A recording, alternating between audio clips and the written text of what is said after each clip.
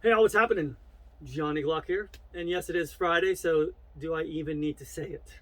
Yes, it is another episode of Functional Friday. And so, what I thought I would do today is because my gun actually kind of needs cleaned, even though I can't stand cleaning them. I figured I was going to do a twofer. So I was going to do a trigger installation at the same time I was doing the trigger installation. I was going to sort of clean the weapon and talk about cleaning the weapon and try to interject with all kind of different, information on stuff like recoil assembly, things to look out for, um, areas that might be a little troublesome, some of the Achilles heels of the Glock, just things you have to keep an eye on. Whatever. I'm just gonna let it roll. Just do my thing, So basically, I'm going to switch camera angles, and it's just going to be a stationary camera. There's no one here. Once again, it's me. It's Friday. Everyone leaves. I'm all to myself. Hence the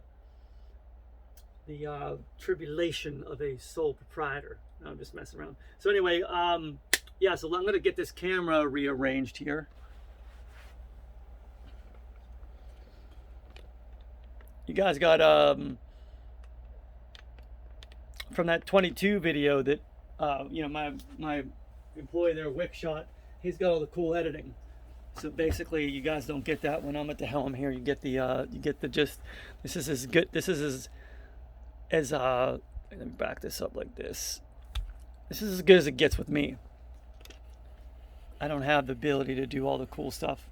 I can roll down a tripod though, obviously. So, all right. So this is my G19. Everyone always asks, what do you carry? So I carry a G19. I like NDZ. I really like their profile on their mag catch.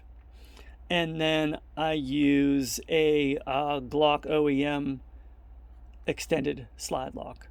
I do my own stippling. I mean, this is just a real quick job. The more important thing to me is the grip modification. So basically, I get up in there really high, just so I can get up as high as I, on that bore axis right there, and get that finger really locked in. Not to mention with this, I believe this is a Zev magwell, maybe. I don't know what magwell this is. It might be a Zev. Pretty sure it is. With the pinky and with this whole area right here, really locks in really nice. And then just high grip. I do have a little shelf right here that I tend to like, especially once I start to get a little bit tired. I don't fall back on it too much. You know what I mean? Like a lot of guys drive their gun. I don't really like to drive that gun. I like to really concentrate on the crushing hand of this. You know what I mean? Just to let my trigger finger do what it does. But as you can see, it's other than my trigger, I like Holosuns on all mine. I use Ameriglow suppressor sight heights, and yeah. So this is basically my EDC. This is the one I carry. I don't like stippling down there too. That kind of cuts my hand up, but it is. Once you get these calluses everywhere, it's not a big deal. So, I'm gonna get my glasses on here, and I'm going to open this up. Now let's look around in here for a second. You can see it is pretty not horribly dirty. This probably has about, I use really decent ammunition, so basically this probably has about 3,000 rounds through it, I would say, last time I cleaned it. And you can see it's just not that nasty, in my opinion. Like, I really wouldn't even be cleaning this right now if I just didn't want to kind of do a video to explain it to you guys. That's the one thing. And the other thing is you have to keep like powders. So basically, like Winchester White Box, I've just explained this before, it's really scoury, you know what I mean? It doesn't have it's not fine, it's more gross. So basically, even when you go through this with your fingers, you should feel it shouldn't really have any grit or gristle to it. It just should feel like, just very, very fine. And then that way, your parts aren't going to get, like, because you can see, even with me scraping this off, look how the shine comes back. I can't really see it as good as, yeah, right there. 3,000 rounds later, and I just thumb goes across the top of this, and we're almost back to where we started. So that's why you know, we do a lot of the processes that we do on the guns too, is to basically, you know, what side is my camera on? All right, the lens is on this side. To make sure that the longevity of the trigger group is there for you. It's not basically, it's not just so it shines. A lot of it has to do with longevity. So this is the frame, as you guys know. And now let's take a look at the slide. Now you can see I do have a lot of stuff caked up in here, but once again, if I get that on my finger and roll it around, it just, like I said, it doesn't have any grit to it. It's just kind of, it's I'm not gonna say it has a pleasant feeling. It doesn't have too gummy of a feeling. You know what I'm saying? It just, it's not bad powder that I shoot. I use, yeah, see how it's coming up right there? A ton of it. But like I said, if you look at the consistency of this and try to get it in there, it's just not gritty. It's very, very fine. So that's that. I'm going to take. I do use a stainless steel, and this is 15 pounds. I've just found for me that I do like the you know, as far as recoil impulse, you know, as far as flip and dive, this is just a very balanced recoil assembly for me. Recoil spring weight, let's put it that way. This is an ISME rated spring, and it's 15 for my G19, so I like that a lot. I think this is NDZ is too, because I do like the ones that have the bigger circumference here for the Gen 4s. I don't like the smaller ones that are designed for Gen 3s and Gen 4s. It kind of throws it off a little bit. But this has the adapter for the front of the frame as well. So moving right along. I always inspect my feed ramp. You know what, I'm going to try to bring this in. Okay, there we go. I always inspect my feed ramp. You know what I mean? Just to make sure there's nothing going on there that is troubling. If there is, you'll see gouges or scratches or something like that that's going to be telltale. And for me, you can see right there, there's nothing in there right now that is alarming me. Sometimes you'll even look up inside the barrel right there, and right about there you'll see where projectiles are smacking against the top of the chamber. That's something you also want to look for. And if that's the case, you know, that's the thing, like there's different weight projectiles, there's different material projectiles, there's different profiles, velocities, all that kind of stuff. So, you know, I really like to shoot 147 grain. And like I said, even for you guys really can't probably see through. I'm going to try to get it, but there we go. That's very clean barrel for 30,000 rounds. You know, very, very clean. Because I can see, you'll probably be able to see some of the glare because I can see it myself right there through the camera. So this is not dirty. I'm starting to get a little bit of the Glock smile right there as we talk about. But, you know, the most important part of this, to keep a little bit of oil on the lug, you know, I put a little bit of oil right here, and on the inside of the slide, the only place I put a little bit of oil is right here. And you can see right there too, like if you rub on here, they'll start to get, powder starts to build up in that areas too. So, and I'm a big fan of cleanse oil products. So this is the product that I use as oil. You know, but like I said, the only places I'm putting oil is right up here. Wait, sorry, I can get that back into focus. Right here, a little bit right here. I'll put some around the barrel as well. And that's really it. Sometimes I'll dab some, you know, since I have the needle dropper here, I'll just hold the slide like this and put some down here so it flows down through, throws down through the rails. That's always good to have a little bit on there. But, you know, the most important part that I always talk about is, you know, not over oiling. I've seen people want to put oil in this port, and that's just, I mean, these are dry guns. Like, you even saw how you know, even when I pulled all this off with this, it's dry. You know what I mean? It's not like it's if I go like this, it crumbles. It shouldn't stick. It shouldn't get gummy.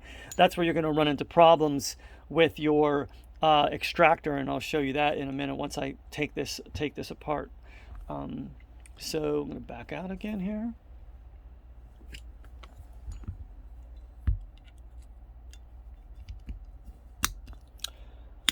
Take the back plate off.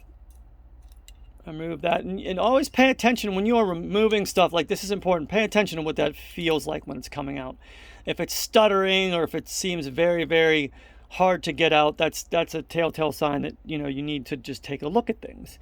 You know what I mean? So, first thing I'm going to inspect is my spring cups where they meet together. You can see there's just a little separation there, not huge, but like I said, this is 3,000 rounds. This thing's been getting banged a good bit. When I look at the edges here, there's nothing that's really, a lot of times you'll find that, a bunch of copper inside, a bunch of brass rather inside there, and it can really do a number on these ledges. So you want to make sure these ledges are clean. You want to make sure these ledges are clean. Usually about every 5,000 rounds, I just replace this stuff anyway. Glock doesn't really have a maintenance schedule for other than springs. But for something like this, I'm going to replace it every 5,000 rounds. Usually when I replace this, which, Glock says replace these every 2,500 rounds. If it's a dual spring, every 5,000 rounds. I replace this usually just about every 4,000 rounds. I'll feel it in my cycling when I know I should replace it. There's another test to do to show you how to do that, and hopefully I'll remember to do it before we close up. But this is basically, I'm going to say 4,000 rounds with an ISME spring is a good, healthy time to change it out. And so when I do that, then I usually change everything. I'll change the spring cups, the spacer sleeve, and especially I will change the striker channel. You know what I mean? So always make sure you get if you're going to be doing this, I would say one of the more important tools to have that's just so inexpensive, it's ridiculous not to have it, is the striker insertion and extraction tool.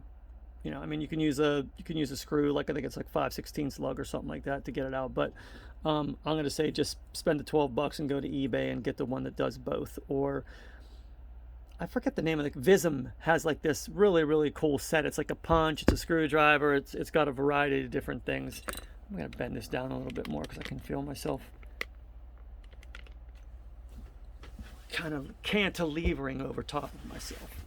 I'm going to get in a good position here, a nice comfortable position. So next thing, when you pull your extractor assembly out, same thing. You really want to check it out, see if there's anything on there that's going to make you go, like you see a big gouge or anything. It's nothing. I mean, it's got to grab your attention. Let's put it that way. Everything should be smooth. This should be smooth. You shouldn't have any, pounding marks on here. It should just look like it should just have like that same rounded feel to it. This shouldn't be boogered up at all. It should have just basically a symmetrical look to it. So you're looking for anything that's out of asymmetry. So a lot of times, you will get some of these screws that drive through there too deep, and then what they do is they start pinning this bar, and so it just messes really, really bad with the extraction to the point of failure to extract and stuff like that. So if you guys are having, do put a new RDS on there and you're having issues with extraction, one of the first places to look is to make sure that you're not having a sight screw biting into this on the inside of the extractor plunger channel. So we all know how to, well, I'm not going to say we all know how to do it because this is a disassembly as well. So you're going to push down on there and you're going to let that should freely fall out. Let's put it that way. It really should. It should freely fall out. And the same thing with this. You should just let that go. It should come right on out. Like I said, 3,000 rounds later.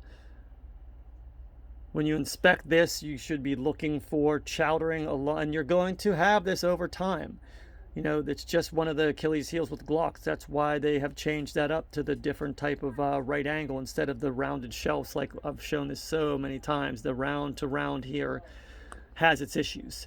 So basically, this plunger probably has closer to, I don't know, 6,000-7,000 rounds on it right now. And as you can see, there is no chowdering there. If this did have chowdering on this ledge right here, I would replace it. I would also take a look at the firing pin shelves. Usually you're going to find a demarcation, like how you can see mine is nice and what would the word be? It's not marred, let's put it that way. It's nice and acute. There's nothing there that looks like it's been smashed. It'll look like someone hit it with a hammer right there. It'll just look like it. And if that's the case, you have to use files and some other things to get that out and to get that. So when this mechanism, it's upside down, but when this mechanism is working,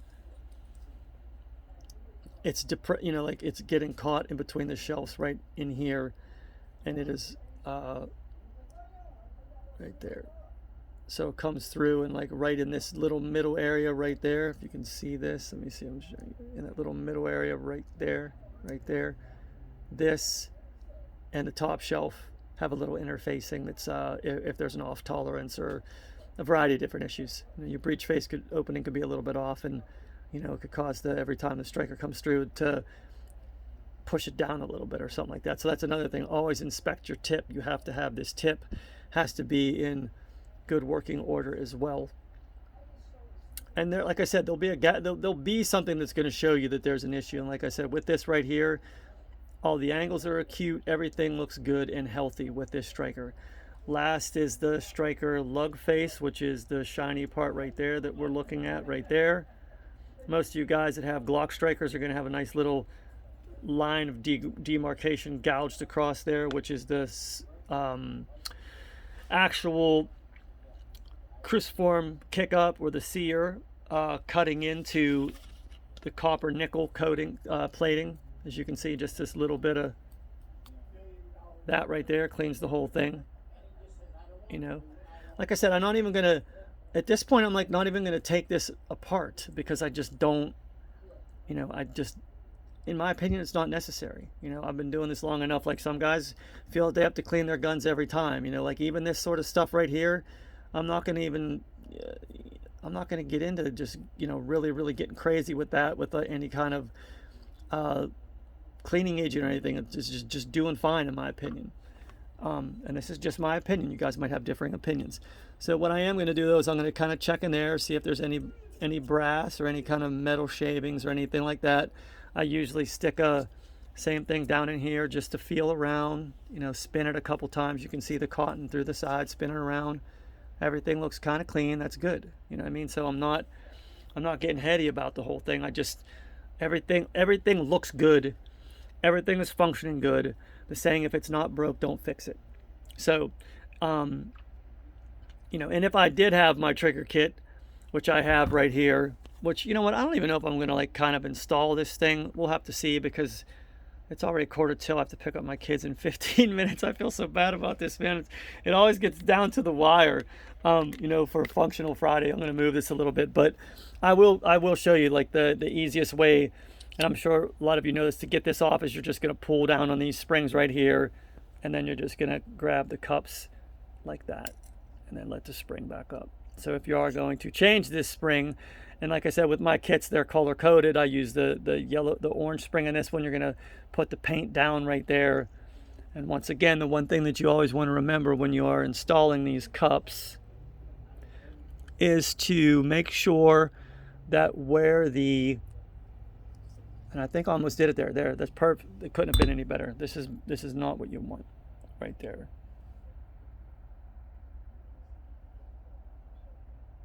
There you go. That's not what you want. If you're having light strikes sometimes too, that's what's happening. So basically you're going to just pull this back a little bit and spin it. So now they're seated properly. So if you are changing out your, and another thing is this does get worn out, you know what I mean? So that's another thing. You want to make sure that this is tracking properly in here. If there's like if there's like especially with the G44s, that's like this Nelson Precision guys. And that's another thing, that Nelson Precision made that slide that I have.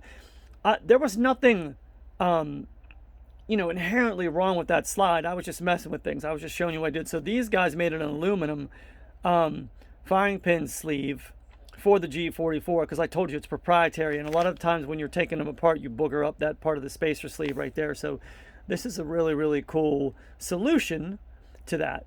And I was telling you that they also have their own, they were good enough to, you know, it's a father and son team out of Arizona, and they were good enough to send me one of these. They saw the video and they thought it was cool, and they sent me one of these proprietary, like I said right here, you had it's a different arbor hole right there, so it's a proprietary it's a G19 size, but like I said, it's a one of a kind as far as the fitting goes right there. So they hooked me up with that, and I'm very thankful. So with that, I'm sending them the G44 with one of the newest Check out that bad boy with one of the newest JG shoes on there, the hybrid. It's going to go out to Nelson Precision today.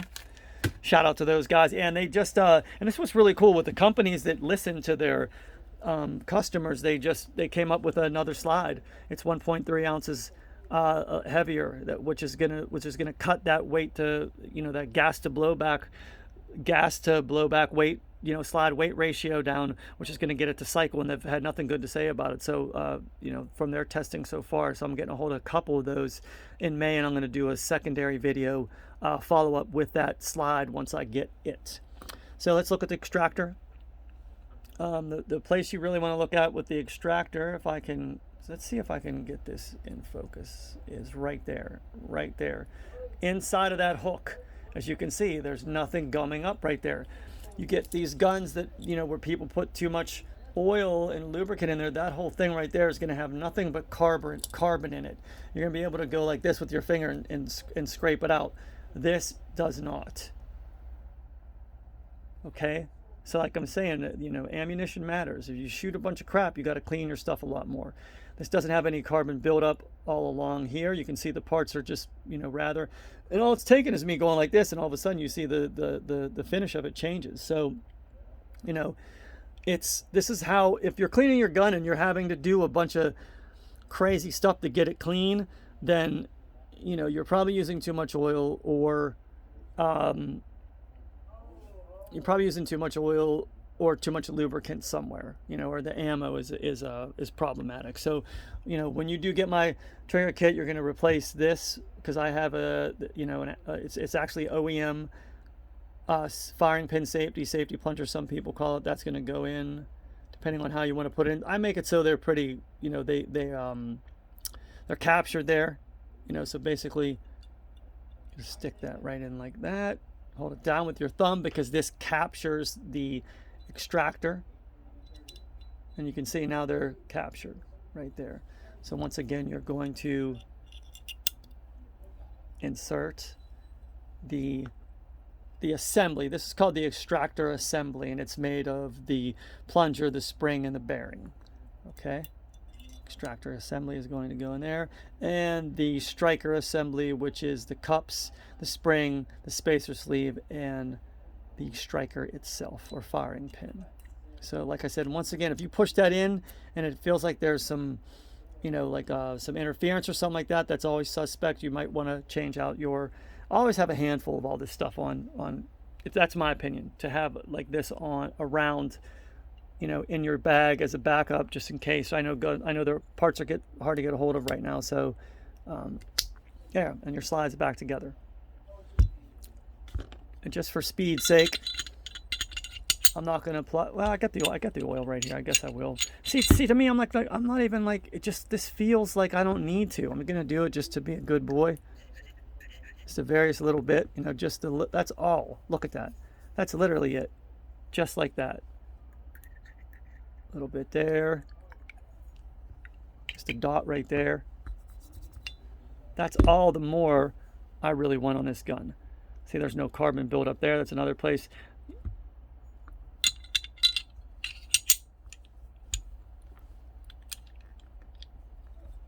So the slide is good to go, in my opinion. Like I said, if you want to clean it every time, that's up to you. I'm just showing you what I do. Okay? So that's the slide. Now, the frame. I really don't have any rhyme or reason, so. Oh, and I wanted to ask too, one of you guys, oh my goodness, one of you guys sent me these. And I cannot remember who it was, and I meant to get back to you. But these have been lifesavers for when I am testing my triggers. Every one I have to test. So every time I have to put both of these pins in, look how, this is awesome. So please let yourself be known.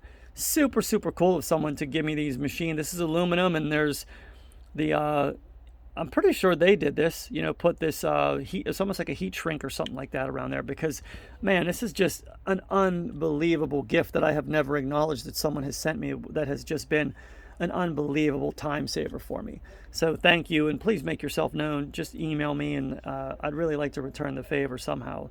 But this has just been incredible. So when you do take this apart, okay, so this is the one area that you want to pay attention to, right there. Okay, back that out a little bit. I want this to stay in focus.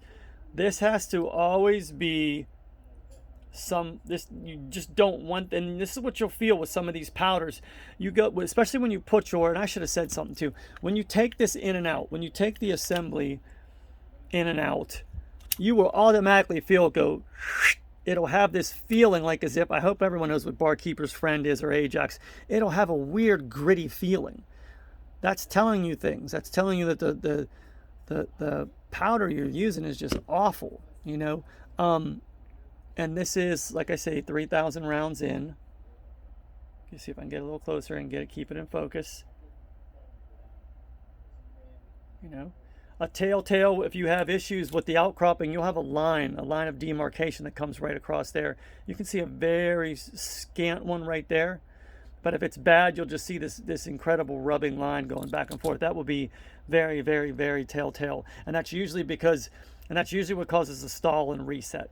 And it's usually because the fact that this connector is bent out laterally too far away. So instead of like that, it's bent out like that. So it's putting too much pressure on the outside of the frame here where this outcropping is.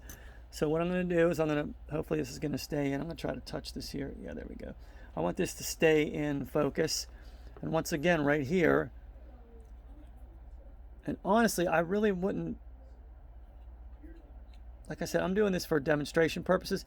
You can start to see a little bit more brass in there.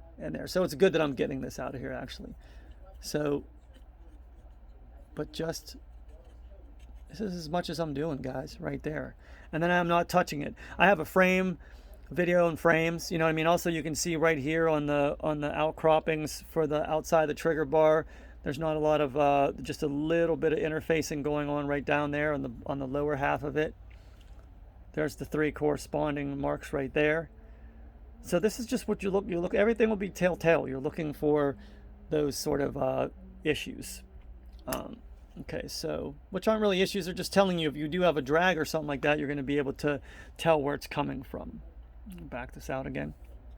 Okay, so, and what I tell people too, if this does have an issue right here, you're just really knocking it down. You're knocking the edges down. You're not taking that thing down with with any kind of Dremel power. You're just kind of knocking the edges off of it, so it doesn't really have an edge that's going to scrape the heck out of your radius of your. And once again, so see when I come across this, that demarcation, it's really not. It's not there barely, it's kind of there. But if you do have an issue there, you will see a line of demarcation there. All right, I'll back this up. I guess this really shouldn't have called this a cleaning video because I'm not really doing too much cleaning right there too. Okay, so I can see I got some carbon buildup right there I want to get rid of. You know what I mean? It's a little bit heavy. Always check down in here to make sure you want that to be free. You want to make sure this is, now see right here, look, this right here is going to need to be replaced, in my opinion. That's just got too much freedom to it. It should always have spring. It doesn't. See how it's catching there, then I let it go. Yep, see? So I have a video and shows you how to do this to change that out, because especially once you get a beautifully broken in trigger group like this and you're going to have to change this entire bar, you're going to lose it, especially as hard as parts are to come by these days for you guys. So basically, that's an important thing to check. The trigger safety right there. So if I take this apart, also I want to make sure when this is together that the spring is right in the leg there, right in the middle. You don't want it looking like that. You don't want it off to the side, how it is right there if you're looking all the way back there. You want it to be right in the middle right there. I inspect the spring. I don't see any cracks. I don't see any reason that this spring needs replaced. Glock says every 15,000 rounds you should replace that spring, which I follow that maintenance. Now we're going to look at the housing. Okay, so the housing, once again, there's a little bit of a build-up there. That's not really touching anything. There's a little bit of build-up right there. But like, once again, I'm telling you, this is drier than it is not. So just with a little bit of that right there, I'm cleaning it up to, I don't need to repolish this. As you can see, the face of the ledge of the connector, do this. Yeah, the ledge of the connector, this is attributed to the processes that we use to polish these. Everyone thinks it's just shine. It is not shine. It's like a 6-wheel process to get these bad boys to have the longevity and to do what we want them to do, or to do what I want them to do. So basically, I guess it's a we thing here. Sorry for saying that. All right, and then, I'll check if there's any, marring right down here of this. I want to make sure that stays nice and acute right there, nice and sharp. That this is nice and sharp right there, that hasn't worn down or is going to catch or anything like that. And then usually what I'll do is I'll insert a tool and just sort of, go right to left to make sure this isn't moving easily on its own, that it is captured. Like I said, I taper tap these and leave the last few threads untouched. So basically this is cutting through the threads and that keeps it from moving whatsoever. Yeah, so basically for a trigger group with 6,000 plus rounds through it, and cleaned once, just like this too, this is how I do my cleaning. It's you can see it's holding up. Same thing right here on the inside of this. Just with a dry. Now this one has a little bit of, I can start to see right there, that's from the reset, it has a little bit of wear, but it's not the kind of wear, and this is just something in the metal that has nothing to do with anything. It's not even really touching anything, that part of it. But right back here you can see, this trigger's got some miles on it. It's not as shiny, but do I need to worry about it? No, because I'm going to lubricate it, and that is the most important part. And that's why, I know they don't sell it anymore, this hinge pin jelly. I might just try to buy them out of it or something, but this is what I use when you guys get a trigger group, and I have this right here, and same thing, I'm just using doesn't have to be fancy, man. Down and dirty. I love that saying. Down and dirty, just throwing that on there like that. Basically reinstalling this. I can take I should do this just to show you guys, just to, take this out just to look in there to make sure there's nothing obstructing it behind there. Sometimes behind there, if you have a big buildup of carbon, you're going to have reset issues. It's not going to want to, when the cycle happens, when it's supposed to be pushed over, it's not going to push over as far. It's not going to come over as far like that. So that's definitely something to check out. Yeah, so much for installing the trigger, guys. Sorry about that. So like I said, I just smother that stuff on there. Sometimes I just put just a little dab. I mean, like you can see, or usually I just take my finger and go like that from the stuff that's on there to get that lubricated again, because that's your action right there. That is very, very, very, very important. And just in general, you're just going to kind of once over the frame. Make sure there's nothing. If you're getting intimate with your gun, to use a word, you should know your weapon. So you should know if something looks peculiar or not peculiar. Same thing with the edges down here with your right here with your mag catch. I don't know if I can get that right down in here. These edges should be nice and clean, just to make sure they're always grabbing that magazine and you're not going to lose that thing in case something happens. So on the draw, one thing I will tell you, when you put, especially with the hybrid, when you put in, you've got to really want to push down on these. You want to get them to seat. So basically, and then from there, like I said, I'm going to look at there's nothing really going on here that's, sometimes there'll be bang marks on here from just the 40s have that a lot, just because of the pounding of the slide when it bucks from the concussive, from the strength of the gas of the 40 cal. You'll see that on a lot of older ones, especially before they lengthen the legs here. But like I said, once again, this is clean enough, for me. Like I said, this is all for me, guys. I'm not trying to turn this into anything other than a, it's not like really a debate. Same thing with this, you know, I mean, I can hit it right here just a little bit, get it clean. Make sure the spring's in there nice and good. It's not wobbling around, anything like that. You got a little bit of wear right there. It's nothing to be really concerned about. Change this up just, I'm starting to get out of focus here. So that top pin's going to go through first. Can insert this. Come backwards through there. And then right there. Now what I always like to do is I like to, you know, other than checking my drop shelves, which is dead on right there now that like I said, so I'm going to set that. And like I said, this is the one thing I am going to change this immediately after the video. Well, actually, probably I'll just swap up guns until, but you know, I want to make sure this is against there. And then what I'm going to do is I'm going to push down on this to make sure I got a strong drop shelf. And now you can see even when I defeat this, bring this over here. Now you're off the shelf right there. Back up on the shelf. Now, another thing to do to make sure that you're running freely is to just pull this little dog ear or, you know, hand or the connector, and you see if I'm just gonna use my finger. If I push that over, if I push this over, you should hear the trigger bar want to come up on its own. After it's depressed, of course. Hang on.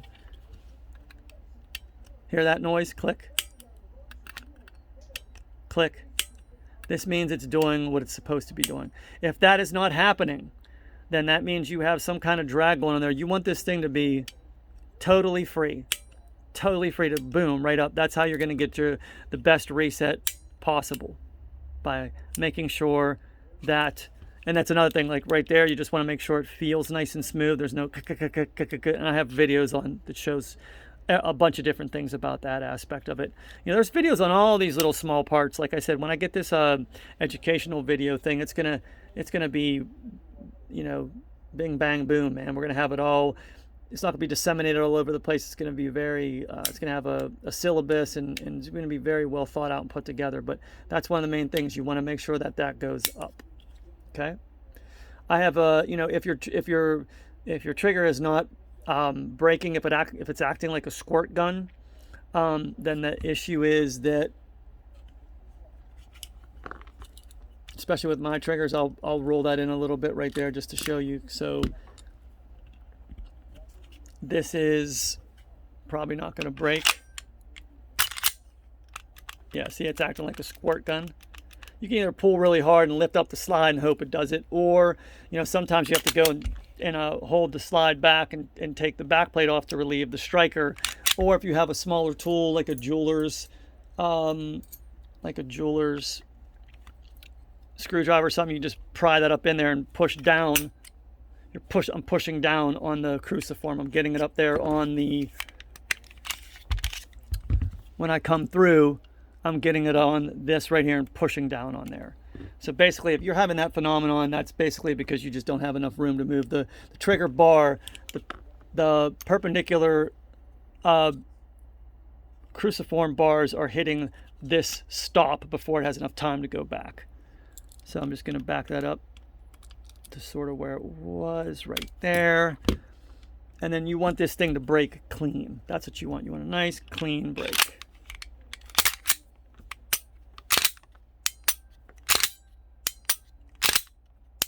And then the test I always do, I push down on top of this and make sure it's still breaking as I'm squashing this down to the ground, because that means I have enough on the top and enough on the bottom, plus and minus, and that this thing, no matter what happens, is not going to fail me. Need I have to save my life with it. Yep, that's about it. Like I said, right there, you can see a little ding. Well, see, it has some spring now. I just really wanted to have more. I can tell there's a little bit more that I can get out of it. And if I stick that in there, you can see. Okay, hopefully you can see. Yeah. So that little bit right there, that's where it doesn't have the leaf spring power that I want. So, hey, We did it. Can you believe it? I'm going to back another functional Friday, a solo functional Friday, mind you. And what about, hey, in the nick of time too, it's should have been left here 6 minutes ago, and my kids are used to it, man. They're used to waiting there in car line and just being like, all right, where's my dad? Wants to be at work again forever. So anyway, yeah, that's about it.